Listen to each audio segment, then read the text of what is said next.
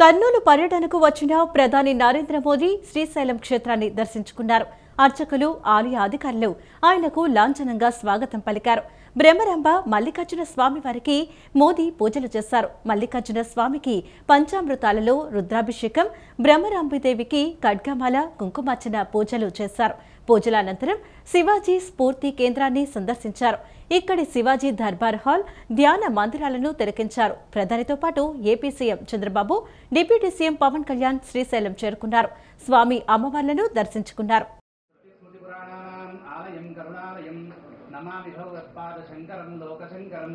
గురుర్బ్రహ్మా గురుర్విష్ణుర్ గురుర్దేవో మహేశ్వరః గురు సాక్షాత్ పరబ్రహ్మ తస్మై శ్రీ గురవే నమః. ఏవం గుణ విశేష విశిష్టాయాం శ్రీ పరమేశ్వరముద్దిశ్య పరమేశ్వర ప్రీత్యర్థం పూర్వోక్తేవం గుణ విశేష విశిష్టాయాం శుభతిథౌ శ్రీశైల మహాక్షేత్రే భ్రమరాంబా సమేత మల్లికార్జున మహాస్వామి దేవతా సన్నిధౌ అస్మిన్ వర్తమాన వ్యవహారిక చాంద్రమానేన ప్రభవాది షష్ఠి సంవత్సరాణాం మధ్యే శ్రీ విశ్వావసునామ సంవత్సరే దక్షిణాయనే శరదృతౌ ఆశ్వయుజమాసే కృష్ణపక్షే దశమ్యాం బృహస్పతి. రాష్ట్రంలో ఏపీ ఎక్సైజ్ శాఖ రూపొందించిన సురక్ష యాప్ ద్వారా బార్ కోడ్ను స్కాన్ చేసిన తర్వాతే మద్యం విక్రయాలు చేయాలని ముఖ్యమంత్రి చంద్రబాబు నాయుడు ఆదేశించారు. వినియోగదారులు మద్యం బాటిళ్లపై బార్ కోడ్ను స్కాన్ చేసిన తర్వాతే కొనుగోలు చేయాలని సీఎం సూచించారు. గతంలో మద్యం దుకాణాలను డిజిటలైజ్ చేయలేదని, అందుకే క్రిమినల్స్ ఈ అవకాశాన్ని వినియోగించుకున్నారని ముఖ్యమంత్రి అన్నారు. నకిలీ మద్యాన్ని తయారు చేసి విక్రయించేందుకు ప్రయత్నించారని అన్నారు. ఆర్టీజీఎస్ లో నిర్వహించిన సమీక్షలో ఎక్సైజ్ శాఖ అధికారులకు ముఖ్యమంత్రి చంద్రబాబు దిశానిర్దేశం చేశారు. గతంలో విచ్చలవిడిగా బెల్ట్ దుకాణాలు ఏర్పాటు చేసి మద్యం ఏరులై పారించారన్నారు. రాష్ట్రంలో బెల్ట్ దుకాణాల ద్వారా విక్రయాలు చేసేందుకు ప్రయత్నిస్తే పీడీ యాక్ట్ ద్వారా చర్యలు తీసుకోవాలని సీఎం సూచించారు. అవసరమైతే దీనికోసం చట్టాన్ని కూడా సవరించడానికి సిద్ధమని ముఖ్యమంత్రి స్పష్టం చేశారు. బెల్ట్ దుకాణాల నిర్వహణలో ఏ పార్టీ వారున్నా వదిలిపెట్టేది లేదని సీఎం హెచ్చరించారు. రాష్ట్ర వ్యాప్తంగా బార్ కోడ్ స్కాన్ చేశాకే మద్యం కొనుగోలు చేసేలా అవగాహన పెంచాలని సీఎం సూచించారు. స్కాన్ చేసిన వెంటనే వివరాలు తెలిసేలా డిజిటల్ బోర్డును కూడా మద్యం దుకాణం వద్ద ఏర్పాటు చేసేలా చర్యలు చేపట్టాలని సీఎం సూచించారు. బాటిల్ ధర, నాణ్యత, తయారీ వివరాలు తెలిసేలా ఈ బోర్డులు ఏర్పాటు చేయాలన్నారు. రాష్ట్రంలో నకిలీ మద్యానికి తావు లేకుండా తనిఖీలు ముమ్మరం చేయాలని ముఖ్యమంత్రి ఎక్సైజ్ శాఖ అధికారులను ఆదేశించారు. త్వరలో బీర్ బాటిళ్లకు కూడా బార్ కోడ్ను పెట్టాలని సూచించారు. ఈ యాప్ను ప్రజల్లోకి తీసుకెళ్లి చైతన్యవంతం చేయాలని సీఎం చంద్రబాబు సూచించారు. ఎప్పటికప్పుడు తనిఖీలు చేసి ఎక్కడా నకిలీ మద్యం లేకుండా చేయాలన్నారు. ఫిర్యాదుల కోసం కంట్రోల్ రూమ్ ఏర్పాటు చేయాలని సీఎం సూచించారు. ఆంధ్రప్రదేశ్ పంచాయతీ పరిపాలనా వ్యవస్థలో సంస్కరణలు చేపట్టినందుకు ఉప ముఖ్యమంత్రి పవన్ కళ్యాణ్ కు పంచాయతీ సెక్రటరీస్ అసోసియేషన్ ప్రతినిధులు కృతజ్ఞతలు తెలిపారు. స్థానిక సంస్థల పాలనలో పారదర్శకత తీసుకురావడమే లక్ష్యంగా ప్రభుత్వం పనిచేస్తుందని, ఉద్యోగుల సహకారం కీలకమని పవన్ కళ్యాణ్ అన్నారు. అసోసియేషన్ సభ్యులు అభ్యర్థించిన పలు అంశాలపై స్పందించిన పవన్ కళ్యాణ్ వాటిపై సమీక్ష చేసి తగిన చర్యలు తీసుకుంటారని హామీ ఇచ్చారు. ఆంధ్రప్రదేశ్ పంచాయతీ పరిపాలనా వ్యవస్థలో సంస్కరణలు చేపట్టినందుకు ఉప ముఖ్యమంత్రి పవన్ కళ్యాణ్ కు పంచాయతీ సెక్రటరీస్ అసోసియేషన్ ప్రతినిధులు కృతజ్ఞతలు తెలియజేశారు. మంగళగిరిలోని క్యాంపు కార్యాలయంలో పవన్ కళ్యాణ్ కలిసి 4 గ్రేడులుగా పంచాయతీలను వర్గీకరించడం వంటి నిర్ణయాలను ప్రశంసించారు. ఈ సంస్కరణలతో గ్రామీణ ప్రాంతాల్లో మెరుగైన మౌలిక సదుపాయాలు కల్పించేందుకు అవకాశం ఏర్పడిందని పవన్ కళ్యాణ్ తెలియజేశారు. ప్రజలకు నాణ్యమైన సేవలు అందించాలన్నదే ప్రభుత్వం లక్ష్యమని, గ్రామీణ అభివృద్ధికి చర్యలు దోహదపడతాయని చెప్పారు. రూరల్, అర్బన్ పంచాయతీలుగా గుర్తించిన గ్రామాలకు పట్టణ స్థాయి మౌలిక సదుపాయాలు అందజేస్తామని తెలిపారు. 10,000 మంది ఉద్యోగులకు పదోన్నతులు కల్పించడం ద్వారా ఉద్యోగుల్లో ఉత్సాహం పెరిగిందని, పనితీరు మెరుగవుతుందని అసోసియేషన్ సభ్యులు తెలియజేశారు. స్థానిక సంస్థల పాలనలో పారదర్శకత తీసుకురావడమే లక్ష్యంగా ప్రభుత్వం పనిచేస్తుందని, ఉద్యోగుల సహకారం కీలకమని పవన్ కళ్యాణ్ అన్నారు. అసోసియేషన్ సభ్యులు అభ్యర్థించిన పలు అంశాలపై స్పందించిన పవన్ కళ్యాణ్ వాటిపై సమీక్ష చేసి తగిన చర్యలు తీసుకుంటామని హామీ ఇచ్చారు. వైసీపీ నేతలు రాష్ట్రంలో అస్థిరత తీసుకురావాలని చూస్తున్నారని, ఆ కుట్రలన్నీ కృష్ణా జిల్లా నుంచే జరగటం దురదృష్టకరమని మంత్రి కొల్లు రవీంద్ర అన్నారు. కల్తీ మద్యం వెనుకున్నది వైకాపా నేత జోగి రమేష్ అని, ఈ కేసులో ప్రధాన నిందితుడు జనార్దనరావు స్టేట్మెంట్తో స్పష్టమైందని, ఇందులో ఎంతమంది దొంగలు ఉన్నా అందరినీ బయటకు లాగుతామని అన్నారు. కల్తీ మద్యం తయారీతో జిల్లా చరిత్రను మసకబారేలా చేయాలనుకున్న వారిని వదిలిపెట్టేదే లేదు అని హెచ్చరించారు. విజయవాడలో ఉమ్మడి జిల్లా ఎమ్మెల్యేలు, పార్టీ జిల్లా అధ్యక్షులతో మంత్రి కొల్లు రవీంద్ర సమన్వయ సమావేశం నిర్వహించారు. సమావేశంలో RTC chairman Konakalla Narayana, party NTR జిల్లా అధ్యక్షుడు డీసీసీబీ చైర్మన్ నెట్టెం రఘురాం, ఎమ్మెల్యేలు యార్లగడ్డ వెంకట్రావు, గద్దె రామ్మోహన్ రావు, బోండా ఉమామహేశ్వరరావు, వసంత కృష్ణప్రసాద్, బోడే ప్రసాద్ తదితరులు పాల్గొన్నారు. మంత్రి కొల్లు రవీంద్ర, ఎమ్మెల్యే వసంత కృష్ణప్రసాద్ మాట్లాడుతూ తప్పు చేసిన వారు కులం, మతం, ప్రాంతం పేరుతో సిగ్గుమాలిన రాజకీయాలు చేయడం మానుకోవాలన్నారు. మంచి చేసి సామాజిక వర్గం కార్డు వాడుకోవాలనే తప్ప తప్పుడు పనిచేసి కులం, మతం అంటే ప్రజలే తరిమి కొడతారన్నారు. ఎవరు ఎన్ని కుట్రలు కుతంత్రాలు చేసినా రాష్ట్రం, జిల్లా అభివృద్ధిని అడ్డుకోలేరన్నారు. కృష్ణా జిల్లా అంటే రాజకీయాలు, సంస్కృతికి పెట్టింది పేరు. అలాంటి జిల్లా చరిత్రను వైకాపా నేతలు దిగజార్చే ప్రయత్నాలు చేస్తున్నారని మండిపడ్డారు. పట్టిసీమ ప్రాజెక్టుతో జిల్లాను సస్యశ్యామలం చేసిన ఘనత తేదేపాదన్నారు. కల్తీ మద్యం తయారీతో జిల్లా చరిత్రను మసకబారేలా చేయాలనుకున్న వారిని వదిలిపెట్టేదే లేదు అని హెచ్చరించారు. ఒక ఉద్దేశపూర్వకంగా రాష్ట్రంలో అస్థిరత తీసుకురావడానికి జరుగుతున్నటువంటి సంఘటనలు చూసాం. వాస్తవాలన్నీ కూడా బయటకు వస్తున్నాయి, ఒక్కొక్కటి బయటకు వస్తున్నాయి. మొన్న ఎవరైతే దీంట్లో ప్రధాన నిందితుడైనటువంటి జనార్దన్ కూడా స్టేట్మెంట్ చూసాం, అతను మాట్లాడిన వీడియోలు చూసాం, అలాగే కొన్ని వాట్సాప్ చాట్స్ కూడా చూసాం.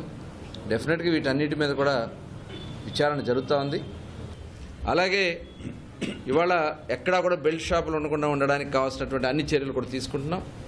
ఎక్కడన్నా ఎవరన్నా కావాలన్నా కూడా షాప్లోకి వెళ్ళి కన్జ్యూమర్ తీసుకోవచ్చు. బయట ఎక్కడన్నా ఇలాంటివి జరిగితే మటుకి చాలా స్ట్రిక్ట్గా ఉన్న, అవసరమైతే పీడీ యాక్ట్ పెట్టైనా సరే వాళ్ళ మీద చర్యలు తీసుకోవడం జరుగుతుంది. జోగి రమేష్ గారు హైదరాబాద్ ఎయిర్పోర్ట్ నుంచి మాట్లాడతా మొదటిసారి నా మీదకి ఇదేదో చేస్తా ఉన్నారు, చేయబోతా ఉన్నారు అన్నట్టుగా మాట్లాడాడు. అట్లాగే 13వ తారీఖు మైలవరంలో ధర్నా చేసేటప్పుడు కూడా నా పేరు దీంట్లోకి తీసుకొచ్చేదానికోసం ప్రయత్నిస్తా ఉన్నారని ముందుగానే మాట్లాడాడు. అతను జనార్దన్ అనే వ్యక్తి లాకప్లో ఉండగా అతను నీ పేరు చెబుతా ఉన్నాడని ఎట్లా తెలుసు? అతను మొన్న 13వ తారీఖు ప్రెస్ మీట్లో ఇతను ఆఫ్రికా పోతా కృష్ణప్రసాద్ బావమర్దికి చివరి ఫోన్ చేసి వెళ్ళాడని చెప్పి మాట్లాడాడు.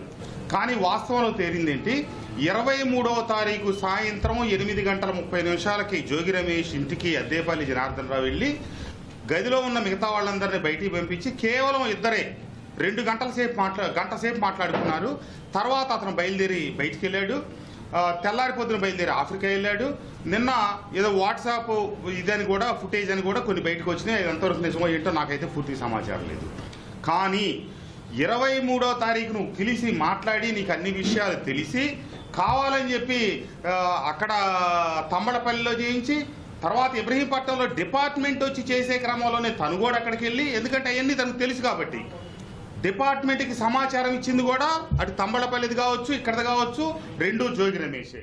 ప్రధాని మోదీ కర్నూలు జిల్లా పర్యటనను విజయవంతం చేయాలని మంత్రి నారాయణ పిలుపునిచ్చారు. నంద్యాలలో మంత్రి ఫరూక్ క్యాంపు కార్యాలయంలో మంత్రులు రాంప్రసాద్ రెడ్డి, గొట్టిపాటి రవి, పత్తిపాడు ఎమ్మెల్యే బూల రామాంజనేయులు, శాప్ చైర్మన్ రవినాయుడుతో మంత్రి నారాయణ సమావేశమయ్యారు. ప్రధాని సభ ఏర్పాట్లపై చర్చించారు. ప్రభుత్వానికి నష్టమైనప్పటికీ జీఎస్టీ సంస్కరణలతో ప్రజలకు మేలు చేశారంటూ ప్రధాని మోదీకి మంత్రులు కృతజ్ఞతలు తెలిపారు. ప్రధానమంత్రి గారు రేపు యాక్చువల్గా కర్నూలు రావటం, కర్నూలు ఎయిర్పోర్ట్లో దిగటం, అక్కడి నుంచి శ్రీశైలం పోయి శ్రీశైలంలో భగవంతుని ప్రార్థన చేసుకుని కర్నూలు ఏర్పాటు చేసిన బహిరంగ సభలో పాల్గొని ప్రజలను ఉద్దేశించి చేయడం జరుగుతుంది. ప్రధానమంత్రి గారు యాక్చువల్గా వారి చేతుల మీదుగా శంకుస్థాపనలు ప్రారంభోత్సవాలు జరుగుతాయి. జీఎస్టీ ఏదైతే ఉందో ఈరోజు భారతదేశంలో ప్రజలు ఆనందంగా ఉండాలనే ఉద్దేశంతో, ప్రజల మీద బర్డెన్ తగ్గించాలనే ఉద్దేశంతో, ఎకానమీని డెవలప్ చేయాలనే ఉద్దేశంతో జీఎస్టీలో చాలా మార్పులు తీసుకొచ్చారు, సులభతరం చేశారు. దాని మీద దేశం మొత్తం ప్రజలు ఆనందంగా ఉంది.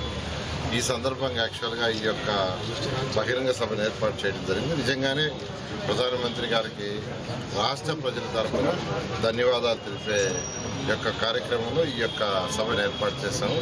దీనికి అందరూ పాల్గొని జయప్రదం చేయాల్సింది కోరుతున్నాను. రాజధాని అమరావతిలో 58 అడుగుల ఎత్తులో నిర్మించనున్న అమరజీవి పొట్టి శ్రీరాములు విగ్రహ నమూనాలను ముఖ్యమంత్రి చంద్రబాబు పరిశీలించారు. సచివాలయంలో ఏర్పాటు చేసిన ఈ నమూనాలను సీఎం పరిశీలించారు.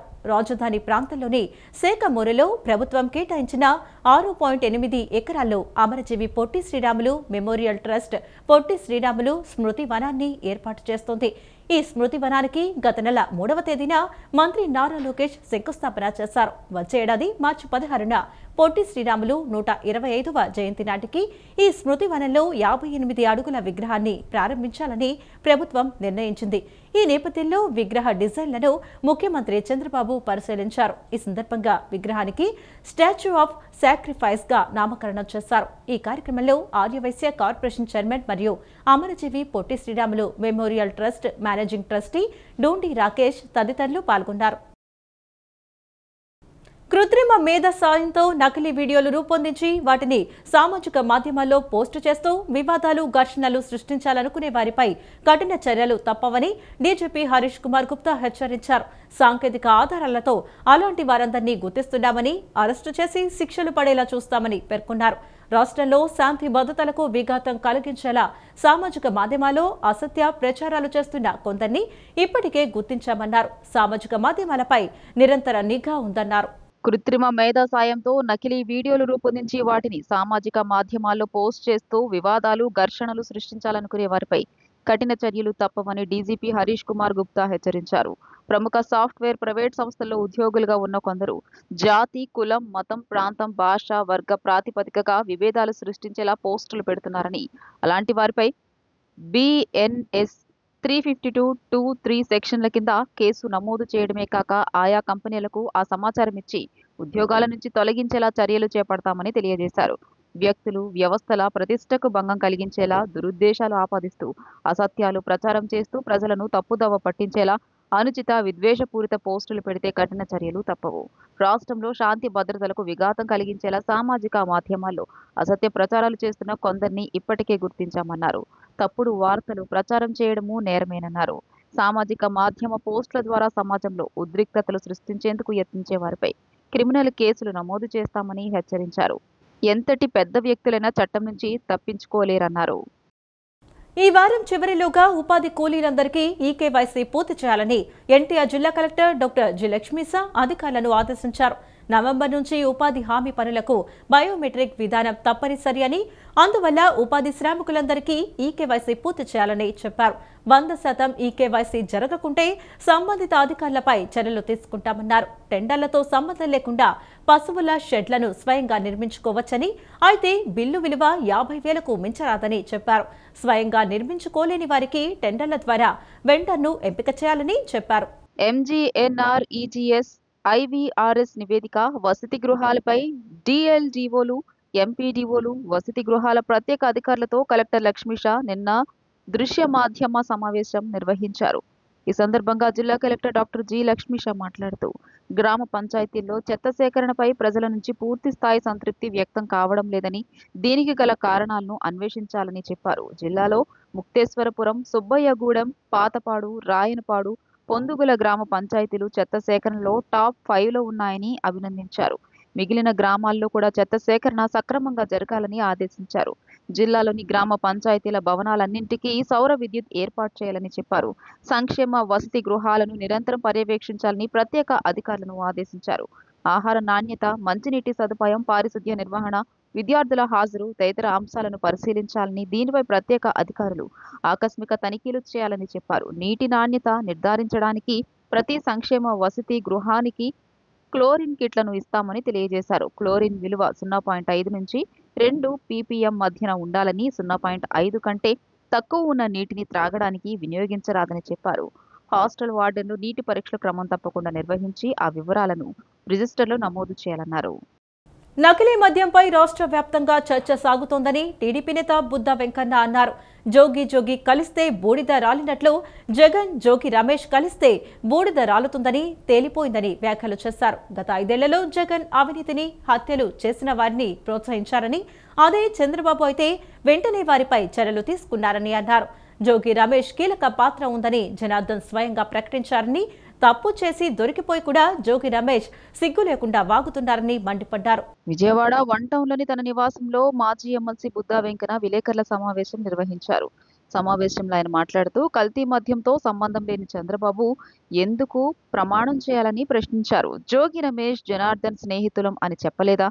మీ ఇద్దరి మధ్య WhatsApp chatting, face time calls మాట్లాడింది వాస్తవం కాదా? నువ్వు ఏ తప్పు చేయకపోతే సిట్ ముందుకు వెళ్ళు అని జోగి రమేష్ ను ఉద్దేశించారన్నారు. ఆయన దగ్గర ఉన్న ఆధారాలు ఇచ్చి సచ్చీలత నిరూపించుకోవాలని అంటూ సవాల్ విసిరారు.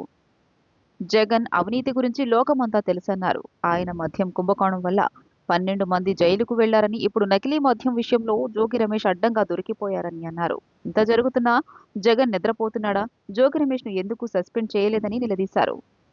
ఈ లిక్కర్ మద్యం అక్రమం కేసులో, కల్తీ మద్యం కేసులో అరెస్ట్ అయిన జనార్దన్ రావు జోగి రమేష్ పేరు చెప్పాడో నిన్న పోలీసు వారిని కలిసినప్పుడు అసలు నిజంగా ఏమన్నా ముందు అదుపులోకి తీసుకోవాలి. మరి ఎందుకు తీసుకోలేదో అయితే మాకైతే అర్థం కాలేదు.